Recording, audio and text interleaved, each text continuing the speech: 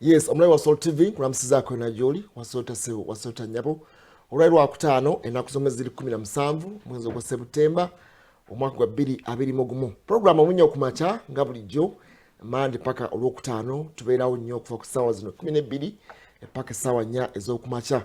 Atunulira ebintu bingi, mubeeramu ensonga za sports, mubeeramu ensonga z'ebyobufuzi n'obukulembeze byonna nga bitambudde mu ggwanga erya Uganda. Atwongera okubitunulira netubikuba mu torch n'oyongera okumanya biki ebitambula mu ggwanga erya Uganda. Bingi byaddewo olunaku lwajjo, wabaddewo akabenje ate motoka y'amagye yatomedde eggaali y'omukka wali ekireka. Wabaddewo akasatiro k'amaanyi.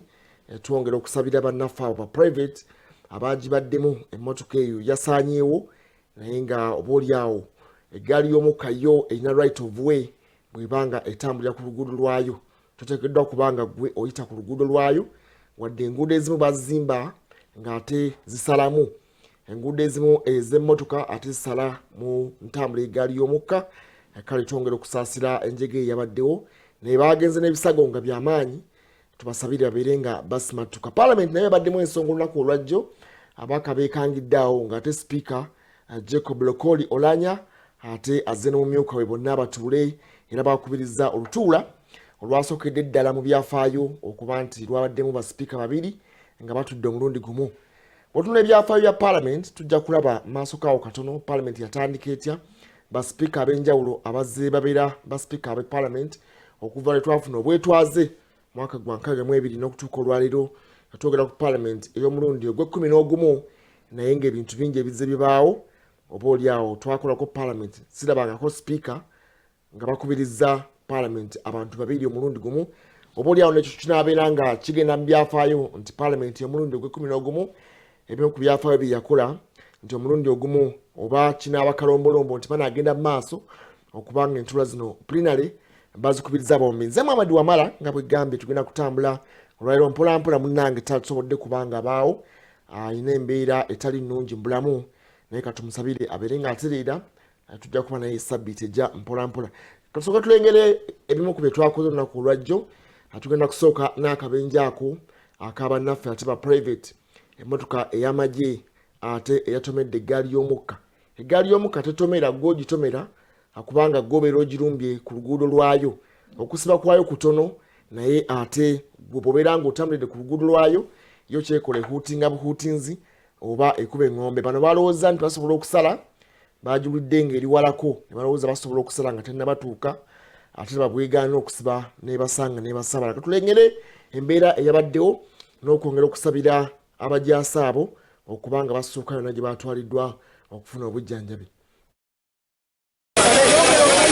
Abasirikale ba UPDF babiri ekireka batwaliddwa mu ddwaliro nga baliko kikuba mukono oluvannyuma lw'eggaali y'omukka okutomera emmotoka y'amagye namba H4DF mwe babadde batambulira bwe babadde basala oluguudo lwayo.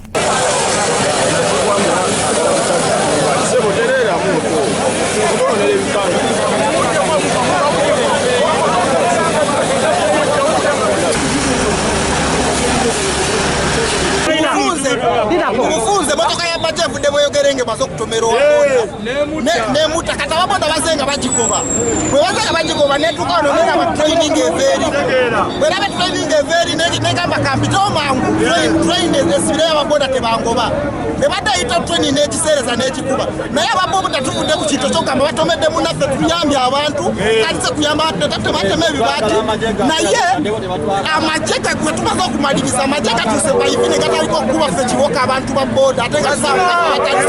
Police ezikiriza omuliro nga bali wamu ne police bakoze ekisoboka okutaasa abasirikale ba UPDF ababiri nga bano batwaliddwa mu ddwaliro nga bali mu mbeera mbi nnyo.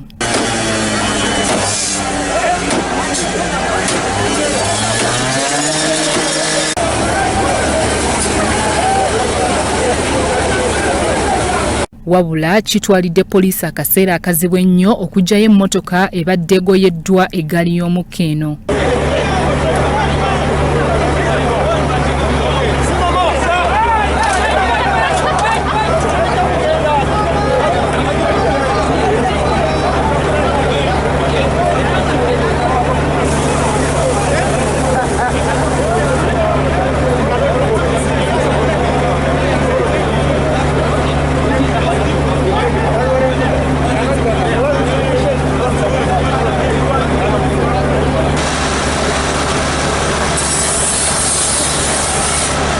tusobodde okwogerako n'abantu ababadde mu kifo kino era nga batutegeezezza ekibaddewo. Tebannajjanga bangi, abapoliisi tebannajjanga bangi, emmundu nga tezinnajjanga nnyingi.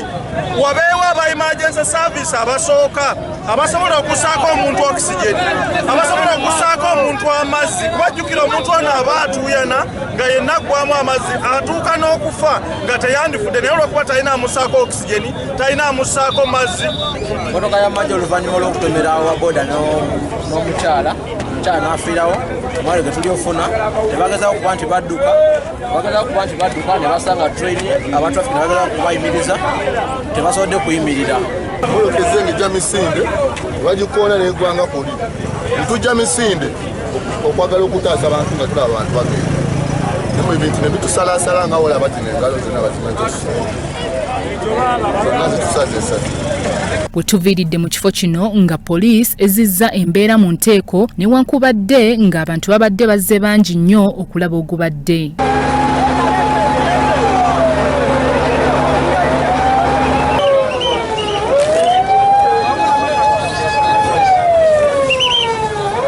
Amyuka omwogezi wa poliisi mu Kampala n'emirirwano Luke Owesigire ku lukomo lw'essimu atutegeezezza bw'ati.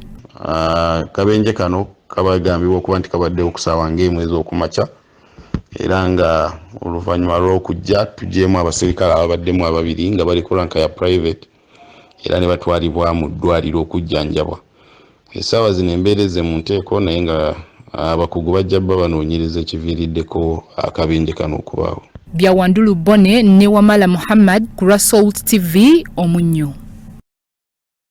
Embeera ate bwe yatambudde olunaku lwajjo tebyabadde birungi nnyo, atwongere okusabira bannaffe abo gye baatwaliddwa yonna, naye ate wekijjidde waliwo n'akasattiro ak'abantu okuba nga bava ku luguudo oba mu ttaka erya leeru. Awo wennyini waliwo abantu ab'enjawulo era abakolerawo ekirekaawo aboolyawo nakyo si kirungi nnyo akadde kano okuba nga beesembeza ku ttaka erya twalengedde ne bannaffe era abalala basuubuzi nga bali mu nteekateeka yakuba nti babajja ku ttaka ery'eggaali. Ennaku ze baba waziweddeko ate n'enjiga wino weetuukidde wano ekyongera okulaga nti eggaali y'omukka erina obulabe obw'enjawulo bw'eyinza okuba nga ekola eri omuntu bw'oba nga ogisemberedde yo tesiba esibira ndowooza walako. Kaakati bano balowooza nti basobola okubiitinga ka distance ako, naye ate ebyembi yabadde emaze okuba nga batuuseeko era ekyaddiridde y'enjega eyo eyatuusewo olunaku olwajjo. Bwasibye nga akalipagano kabadde k'amaanyi mu bitundu awo twatuukiddewo, naye bannaffe poliisi enzimyamoto oba fire brigade yasobodde okukola kyonna kyesobola ne bannaffe ab'omusalaba mumyufu ne bagezaako okutaasa embeera nga bwe yabadde. Abantu beekandazze nga bagamba nti ate abazze okutaasa ate obwedda ebitongole bikuumaddembe bibakuba bukubi, naye ate embeera ya COVID-19 tetumanyi ate bantu bameka abawakatiddwa COVID kubanga kyadde kyakutaasa bulamu, naye ng'abantu buli omu yabadde ku munne, abantu nga bangi nnyo nga n'embeera eya social distance teriiwo, tewali ayambadde mask, naye ng'ekikulu mu byonna embeera eyabaddeyo bwetyo yatambudde olunaku olwajjo. Era twongera kusaba busabi bannaffe babeere nga ate basooka bave gye batwaliddwa yonna baddemu okukakkalabya emirimu gyabwe. Rift Valley eyo yabadde erina bilocomotives ebiwerako, naye ndowooza ate yo terina kyeyabadde kubanga nga bw'olengedde ebirala byasigadde nga biri intact era abasaabaze abagibaddemu oba olyawo bo abamu tebaategedde nakyabaddewo, baategedde luvannyuma nti ate train kilocomotive ekyomu maaso kyabadde kimaze okuba nga kitomera emmotoka ey'amagye. Ero nga bw'olengera awo emmotoka yo yaweddewo naye ekyo kyasigadde nga tewali wadde kikibaddeko. Jasi yabadde etambula butambuzi ng'erina abantu beetwala kubanga eggaali bwe twogerera akadde kano entambula yaayo mu ggwanga erya Uganda si y'amaanyi nnyo. Abantu ebitundu ebisinga slippers bazibbako dda oba obuguudo obwo kwetambulira, ebirala babibbamu dda aba scrap, naye obutundu obutonotono obwo bwekyalinamuko bwesobola okuba nga etambula okusinga ddala bw'eva wano ku leerwe etera kutambula abantu basinga ebeera batwala mu bitundu ebyebweyogerere n'ebeera nga ate estopinga wali enambooli. Kale embeera yeeyo yabadde si nnyangu nnyo mu bitundu ebyo, naye tukubiriza abantu nti eggaali y'omukka yo tesiba, kyerina okukola ejjanga ekuba eŋŋombo okuva gyetandikidde okutuuka mwenna mwesege. Twalengerako akabenje ke kamu mu bitundu eby'omu Ndeeba era eggaali y'omukka ate waliwo abantu abakolerawo nga balina ebintu eby'enjawulo, akatale ak'enjawulo ate nga bakuba bukubi ngombe abantu ne balimerayo era yasaabala abantu omulala yeebase ku luguudo lwayo era bwe yamusanga yamukutulako omukono. Kale mu mbeera yonna atusaba busabi abantu mbeere nga muwa right of way ey'eggaali y'omukka bw'oba ddala ng'oli ku luguudo lwayo kubanga yo tetomera ate ggobeera ogitomedde oyinza n'okugulwako omusango nti watomedde eggaali y'omukka ng'ogisanze ku luguudo lwayo. Kale awo tuvuddewo tugenda kweyongerayo n'emboozi endala gye twasobodde okuba nga tukola olunaku olwajjo iwe kasatira akali mu bitundu ebyabannaffe Entebbe eyo Katabi n'ebitundu ebirala abakulembeze bagamba nti embeera ey'obunkenke erabika nga yeeyongedde babasulidde ebibaluwa atubadde tumanyi mu bitundu eno Kampala ate Entebbe byeyongedde abatuuze bagamba temanyi kyakukola basanze bano babiwanise kumanira ne babitimba omuntu wasobola okubanga alabira. Poliisi yavuddeyo neega nti oba oli awo naye egenda mu maaso okubanga enoonyeza ku nsonga eno bawandiseeko amannya ag'abakulembeze ab'enjawulo bo balowooza nti bajja okutandikira katulengere embeera bwe yabadde mu bitundu eby'Ekatabi eyo n'akasatiro n'obunkenke ate ebibaluwa bino bibongedde okubanga bireeta mu batuuze n'abakulembeze b'Entebbe. Abatuuze b'omu ggombolola y'e Katabi wamu ne Kajjansi emitima gibeewanise oluvannyuma lw'okusanga ebibaluwa ebirabula abatuuze abali ku byalo ebisoba mu 15 mu Katabi ne Kajjansi. Ekibaluwa ekisoose kisangiddwa ku kyalo Mpala era ng'abatuuze balabiddwako nga batuula bufoofofo. Ssentebe w'ekyalo kino Albert Mugambwa ayogedde ku bibaluwa ebibasuuliddwa. Singa mbamanyi ku bye bawandiiseeko abamu si ba kitundu kyange naye nga mbamanyi waliwo ab'okubayita waliwo ab'ekitubulu waliwo n'ab'e Namulanda naye ku kitundu kyange kuliko omu wa poliisi gwendabyeko gwe bayita Abuloolo ayo yo omutuuze wange ng'ate musirikale wa poliisi. Ate ku saidi endala naye waliwo ekipapula kye bawandiise naye ate ne bateekamu ne RDC waffe Ajinjuki. Tufuna ebibaluwa 2 binaakalaba naye kisoboka okuba nga waliwo ebirala bye tutannatuukako naye sofa twakalaba ebipapula 2 bye batimbye ku mitinga guno. Ku bwe batadde ku lukalala kuno kuliko abali ku lukiiko lw'ekyalo okubadde ne defensi. Mugabo, Isubi Newton, Kawuku, Kakindu, Bugiri, Bukaya, Kiwulwe, Erenga, Namulanda, na abantu tebatambula kuno kiro.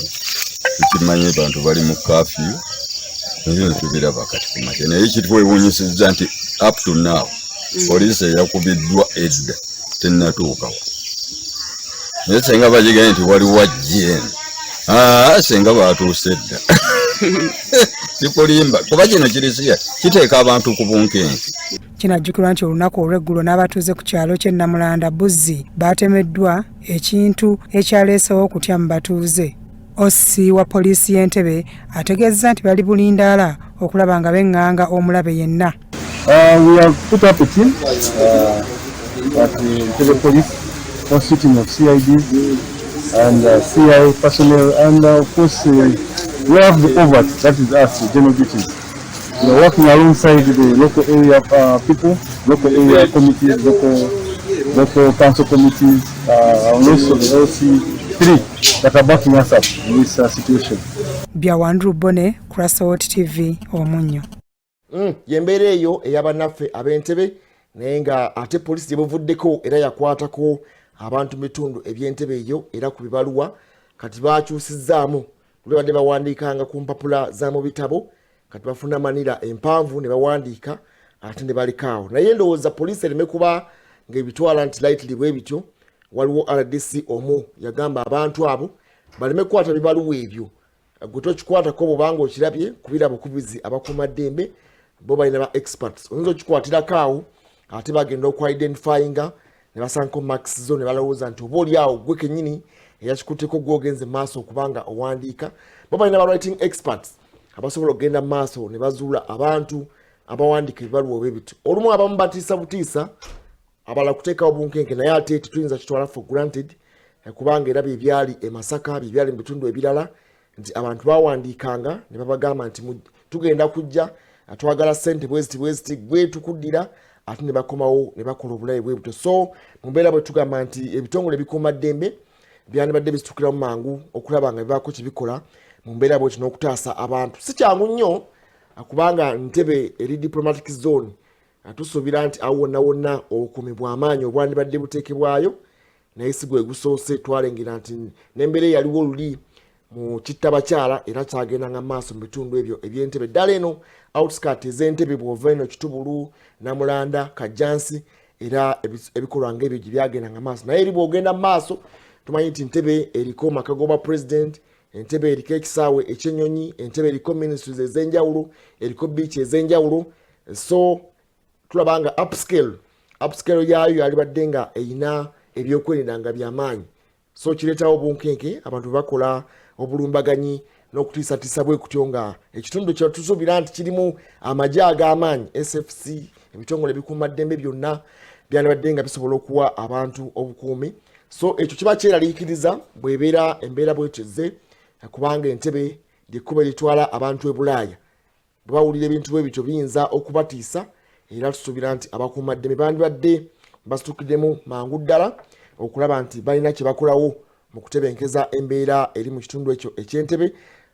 Omwami Fred Enanga gye buvuddeko baatugamba nti baakwatako abantu era nga balina bakyanoonya, oba oliawo abaali basuubirwa nti baali bagenda mu maaso okubanga bataddewo embeera ey'obunkenke, naye tetumanyi gye byakoma.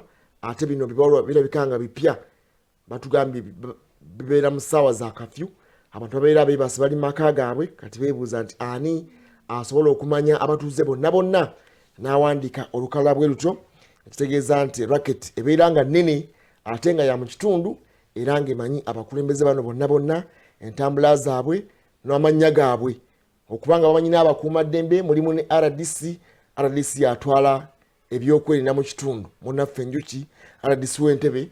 Kati awo ensonga ndowooza oteekeddwa okubanga naawe ozitukiramu oyungule ttiimu zo intelligence ebeere ng'eyambako mukwatagane okulabika nti ekitundu ekyo ate kifuna obutebenkevu obw'enjawulo. Tugenda kusembya eggule limu, ly'eggule lye twafunye mu paalamenti y'eggwanga olunaku olwajjo.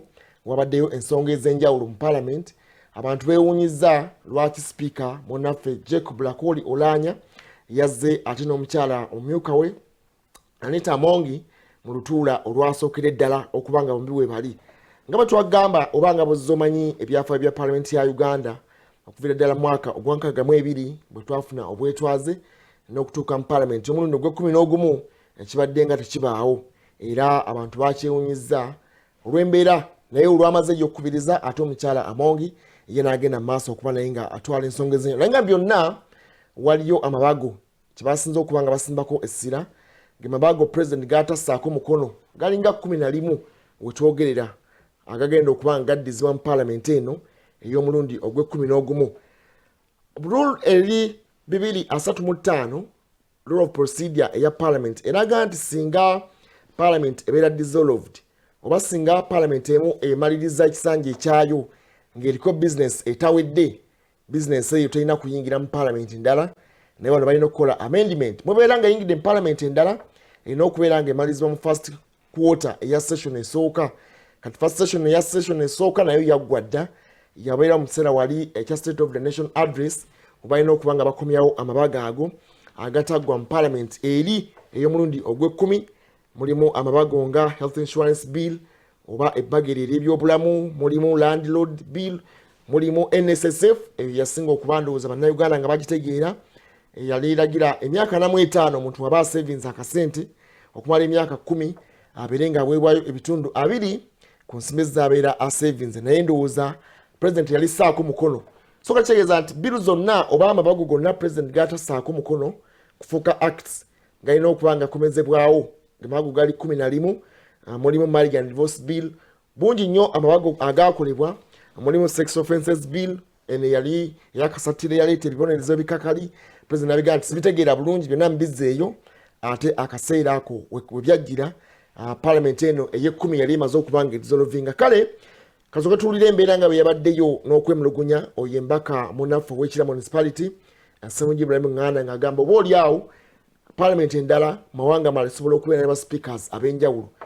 Buyinza okuggwako nga Parliament ekubiriziddwa abantu nga 4 mu ggwanga erya Tanzania, naye wano atubadde nga tukirabako. Bano baali beewa ebisanja ng'omu akubiriza wiiki n'omulala najja n'akubiriza wiiki. oboolyawo nga bakubiriza omwezi n'omulala najja n'akubiriza omwezi. Tujjukira ekisanja ekiseera munnaffe Jacob Olanya we yali taliiwo, abantu nga beebuuza n'okwebuuza yalagawa, naye ate ng'omukyala Anita Amongi yakubiriza. Katuulire emboozi eyo tulabe kyennyongerako mpolampola ate nga tuteekateeka okuwummulamu.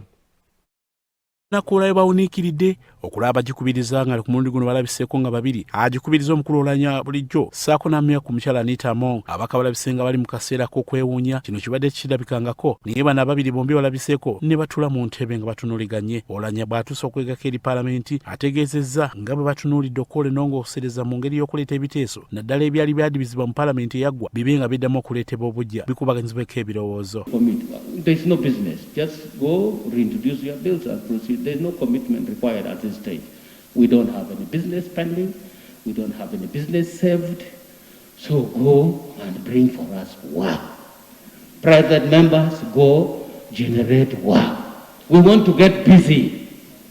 Wabula abaka ba paalamenti abasinga obungi bakikubidde mu ngalo naddala abaludde mu paalamenti ng'omubaka Winfred Nowagaba okuva e Ndorwa ssaako n'omubaka okuva e Bugiri Asmani Basalirwa banaatula akakiiko k'amateeka yabagambye ekibadde kibabobbya omutwe. My humble request is that perhaps again you give further guidance on the timelines by the Rules Committee within which to report to this House on that matter and other matters related thereto. Kino era kyanirizibwa omubaka okuva ekira municipality Ssemujjunganda atuuse okwewuunya bano ababiri bwe batudde n'asaba paalamenti etunulire amawanga nga Tanzania era nga kino kijja olujeje mu lubadde luyitiŋŋana nga paalamenti yaggwa abakubiriza ababiri bwe bali batali makambogo. There has never been an occasion, except if I missed it, when one sitting is chaired by two speakers. And I was here even before as a journalist, and for me this is the first time. And I'm very happy it is happening. One of the things that has been bothering me, I visited the Parliament of Tanzania. In a day you can have 4 speakers in the House. So I thought the President is coming. Madam Speaker, it is a unique opportunity that the 5 years I was here, I've never noted it. Therefore, Madam Speaker, I need your guidance. So what your matter is that? Zo alipoota ezifulumiziddwa ku myoga zigenze maaso ne zoleka ng'omudiri gw'ensimbi guno bwe gwateekebwamu ebyobufuzi era abasinga obungi baatuka ng'ozigaba nga bagamba abantu nti gavumenti yeegabudde. Alipoota esomeddwa omubaka okuva e Kabale Nicholas Kamara era ng'ono yakiikiridde ekitundu ekya Kigezi ategeezezza ng'abantu abasinga obungi be baggyibwa mu nteekateeka eno oluvannyuma lw'okuba nti baali babalagidde okusasulayo omusingo. If I may just give a summary of the whole Kigezi region, 8 billion 420 million shillings has been disbursed in the whole Kigezi region. So far, the Wanyakigezi have been able to save 1.757323 olabya ddala nga abantu abandisobodde okwewola mu bank mu microfinance ate be bali ku mwanjo mu kufuna ssente ezo. Nolabanga ekyo kyanafuya omulimu gw'emyoga. Abaka paalamenti abenyewo nabo batu embeera bwe tubadde mu paalamenti nga beewuunaaganya ate omubaka Ssemujjunganda yaliko mu paalamenti ndowooza nga munnamawulire okuviira ddala mu paalamenti ndowooza ey'omusanvu era ekubirizibwa munnaffe former vice president munnaffe speaker Edward Kiwanuka Sekandi mukadde ako ate ndowooza naye abaddaga takirabangako tekibangawo nange nabadde nnoonya mu byafaayo paalamenti ya Uganda ddiru lwe baatuula ne bagikubiriza basipiika babiri. Kuba tujjukira nti n'omwaka oguwedde munnaffe Jacob Lokoli Olanya bwe yajja nga mukyala Kadaga tamuwa mukisa kukubirizaamu yeekandaga najja n'abeera nga bench n'atula emabega ng'ayagala naye abeerenga omukulembeze omulala MP omulala naye era sipiika yamuyita n'amutwala mu chambers n'amubuuza nsonga ki oba oliawo eyali emutabudde okulabika nti yali azze abeerenga baakabencha naye embeera eyo ndowooza kinaaba kirungi emirimu gijja kutambula mangu singa omu akubirizaamu akadde n'omulala n'amuwaamuko. Tubadde tukimanyi wali nti babadde beewanga ebbanga eribadde limanyiddwa naye bwe babanga bonna bajja mu plenary oba oliawo balina kubendingamuko amateeka ne batambula rules endala ezirina okuba nga zigobererwa okulabika nti amabaga agataggwa ate gafundikira. Bwe tudde emabega n'otunuulira byafaayo bya paalamenti ya Uganda okuviira ddala mu mwaka ogwa 62 gye twatandikira eyo Muzungu eyali speaker mukaddaako munaffe John Boyce Griffin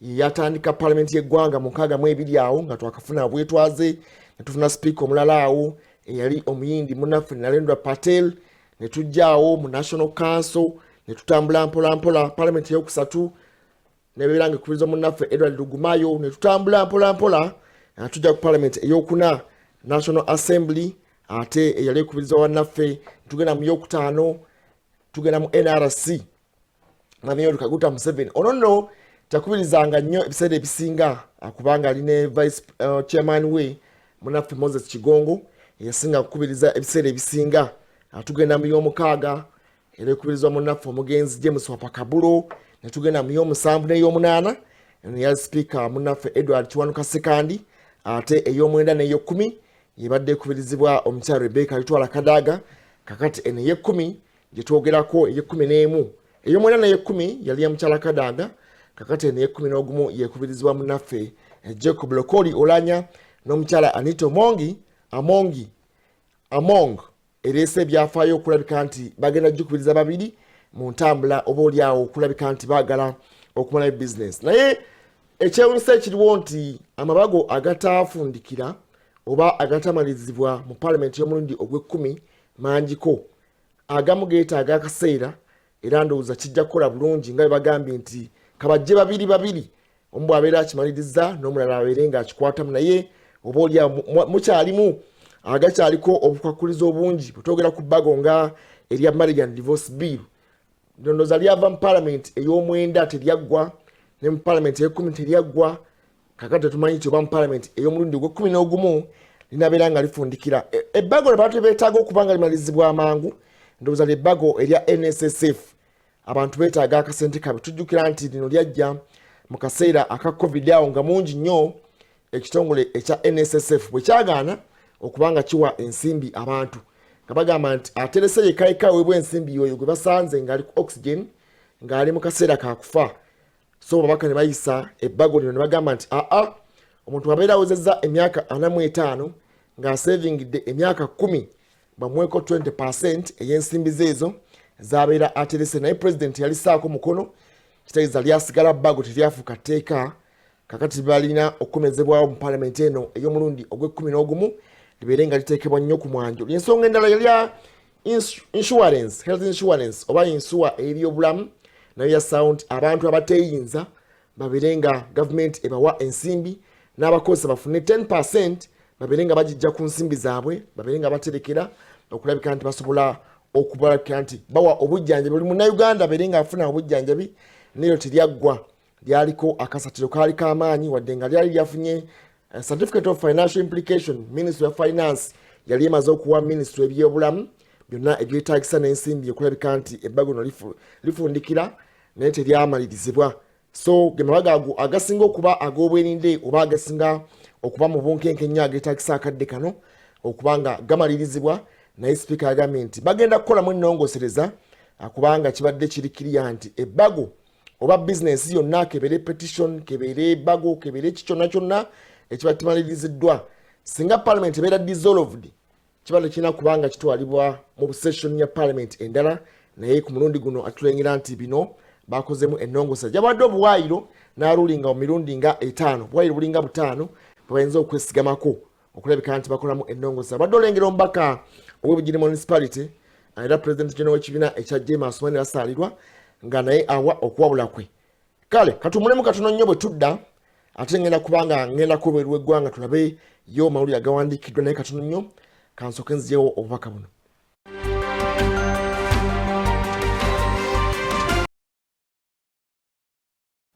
Yes, tugenda maaso Omunnyo Ku Makya kulisawo mu kubaka obwo akadde kano tugendako ebweru w'eggwanga empapula eziwandiikiddwa oba amawulire agawandiikiddwa empapula ez'enjawulo mangiko olupapula olwa Guardian n'empapula ezisinga obungi ziwandiise ku mukago ogwakoleddwa bannaffe ab'eggwanga erya America beegasse n'eggwanga erya Australia n'eggwanga erya Bungereza bagise AUKUS Pact bagasse nga bayambako eggwanga erya Australia okuzimba nuclear submarine kakati no eggwanga erya China kubanga bano beegasse obadde waliwo obunkenke wakati w'eggwanga erya Australia n'eggwanga erya China China ebanukudde ne bagamba nti kye bakoze egambye nti it is irresponsible si kya buvunaanyizibwa era they are narrow minded kitegeeza nti balabidde kumpi kubanga tuba tulengera nti eggwanga erya China ebadde ally y'eggwanga erya Australia era abadde biggest partner mu by'okusuubula naye kati bafunyemu obutakkaanya.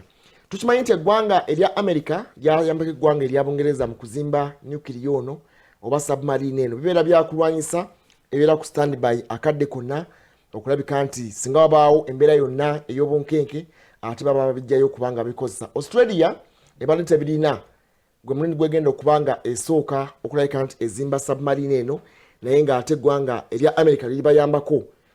Tukimanyi nti China ekiyisenga Cold War nti olutalo olw'ebigambo okuva Ssematalo ogwokubiri yaggwa mwaka wakati wa 39 paka 45 wabadde waliwo embeera eyakalembereza naye bano bagamba nti kino ate kye bakoze balinga abataddewo nti ensuubulagano ebadde eriwo wakati wa China ne Australia eringa abagenda mu lutalo lwennyini bo bagamba nti China eyanukuli nega nti kino kigenda mu maaso kikolebwa balinga abaagala okugisiikuula emmeeme bagende mu arms race mubijjukira abasoma history bibeeranga kulaga lyanyi ery'ebyokulwanyisa naye bano bagambye nti tebatidde embeera eriwo America bwebanga eyagala okusiikula lutalo ku China balinga abaagala okubanga bagijjamu kati balujja ku lutalo olwa bulijjo. Bano bagamba nti bw'otunula South China Sea eyo ebadde erimu embeera ey'akanyolagano ate bano balinga abaagala okusaawo embeera ey'olutalo lwennyini era China egambye naye tejja kusirika ejja kubanga eyanukula akadde konna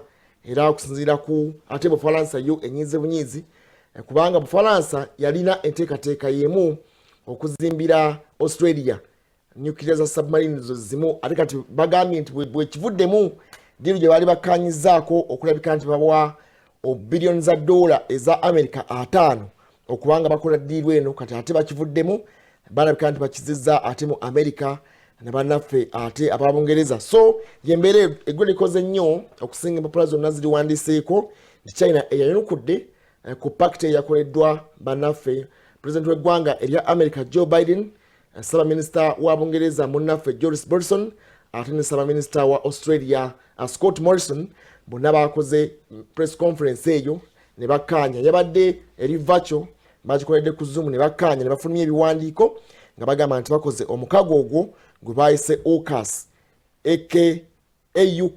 nga gulaga nti Australia, US ne UK ne US onteesiganya ezo oba okolaganira awamu okuyamba eggwanga erya Australia okulabika nti bafuna ebyokulwanyisa. Babaga nti kino kiringa Cold War mentality lugenda kubeera lutalo lwa bigambo lugenda kuva mu bigambo ate lufuuke physical. Kale eggwera lisoose okubanga liwandiikibwa era empapula nnyingi ziryogeddeko nnyo bwe tugenda tweyongerayo tugenda kulaba eggulire eddala era mu lupapula olwa Guardian ne BBC ekiwandiseeko nnyo. Eggwanga erya Italy tuba tukirengera mu ggwanga lya America kati okuva nga ennaku z'omwezi 15 omwezi ogujja teri mukozi yenna agenda kukkirizibwa mu ggwanga lya Italy kola nga talina certificate oba pass eya COVID-19. Oteekeddwa okubeera ng'olina negative result ekulaga nti tolina COVID-19 oba okulaga nti warikavarinze wasimatuse ekirwadde ekya COVID-19. Bano bagambye nti eggwanga erya Italy otwogera akadde kano tebakukkiriza genda mu sinema, tebakukkiriza genda mu restaurant, ogenda mu gym oba swimming pool yonna nga tulina certificate eno oba pass eraga nti wagema ekirwadde ekya COVID-19. Italy tujjukira nti ze zimu ku nsi ezasooka okufuna ekirwadde ekya COVID-19 oba okuyisibwa obubi ekirwadde ekya COVID-19. Bafiirwa abantu emitwalo nga 13 era balina cases eza COVID-19 obukadde nga 4 mu emitwalo nga 6. Kati bagambye kibeetaaga mu kadde kano okusinziira ku Ssaabaminisita Roberto Speranza agambye nti embeera eno kati kibeetaaga kwe kulabika nti bagezaako okutangira n'okumalawo ekirwadde ekya COVID. Kati kigenda kufuuka tteeka si kyeyagalire okugenda ku mulimu era kyagenze ne ku basomesa already. Abasomesa abamu babaganye okudda ku mirimu olw'okuba tebalina proof of COVID. Eteekeddwa okuba nga olina data yennyini ono wa hard copy ate ne soft copy nga bakunoonya mu system nga bakulaba ddala nti wagemwa era proof of vaccination ng'ogirina mwena kaadi yo ate nga ne bayingira mu system zaabwe bakulaba nti ddala oli mugeme ekirwadde ekya COVID-19. Kale no twakyoza kiraba mu ggwanga erya America kati n'ensi ez'enjawulo zitandise okuba nga zikikopa nti atagemeddwa tagenda kubanga adda ku mulimu. Bufalansa nayo erabika nga ekitandiseeko naye egamba nti atagemeddwa oba oliawo akadde tajja kukirizibwa kulinnya mu traini zaabwe, tajja kukirizibwa kugenda mu sinema zaabwe, mu mizannyo egy'enjawulo indo okusingira ddala tebakyabakkirizaamu olw'embeera ey'ekirwadde ekya covid. Bagambye nti Italy, this is the strictest, erabika nti okubanga yesinza okubeera strict mu nteekateeka eno oba okuwa ekiragiro ate nga kiri compulsory. Si kyakyeyagalire bw'oba tolina certificate eyo tojja kukkirizibwa kubanga oyingira either ng'olina negative test oba ng'olina proof eraga nti walwala covid n'omusimatuka. Kati eggwanga oba ensi eyo gyeraze mu mbeera eya covid-19. Ngenda kusembya eggule lino balaze nti ate eggwanga erya Bungereza omulangira eyakafa oba Prince of Duke of Edinburgh, Prince Philip yaleka ekiraamo naye kooti yalulinze n'egamba nti tegenda kukifula public okutuuka nga wayiseewo emyaka 9. Abantu bulijjo be bafa mu Royal Family ensi zivaayo oba eggwanga erya Bungereza kooti ebadde nga eragira neyanjula ebiraamo byabwe bye baaleka ne bifuuka public. Abantu bategeera yaleka alaamye eki, yaleka awandiise biki, naye ku mulundi guno bagambye nti ekya Duke of Edinburgh oba bba wanna abakyala tebagenda kubanga bakilaga eri abantu olw'ekitiibwa kyabadde ayina okubeera bba wanna abakyala. Kireseewo akasatiro naye nga kooti yalulinze negamba nti ku mulundi guno ate tebagenda kubanga balaga ekiraamo kino okumala emyaka 9 agala okukirabako ne byaleseewo alina okubanga amala okulaba emyaka 9 nga giso. Kale katumulemu katono nnyo awo tulabe today in history nobako obuddako awo bwe tukomawo ngenda kubanga ate nkutwala mu lupapula